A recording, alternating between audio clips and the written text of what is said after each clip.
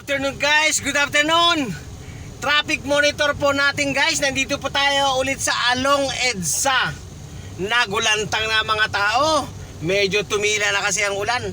Pero kaninang umaga medyo mga ambon-ambon pa eh. Pero ito guys, tumigil na. Pero makulimlim pa rin ang langit natin. Medyo hindi pa tayo kung baka uulan na naman mamayang gabi. Ito guys, ang traffic monitor natin guys. Nandito po tayo sa EDSA Corner, New York.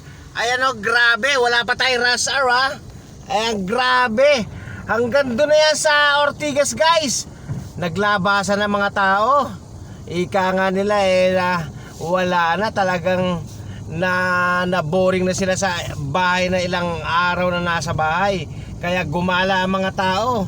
Ayan grabe Yan yung pila na yan yung mga ilalim Cubao. Itong ibabaw naman guys, ito po yung siguro mga pupunta ng mga gateway. Kaya yung ibabaw medyo maluwag tayo ng ibabaw. Yung iba dyan mag-iutan pa kabilang pan-north. Ayan guys, yan po ang traffic monitor natin guys. Ito po si Bongski, ang pinakamaingay na vlogger guys. Thank you guys, thank you for watching po.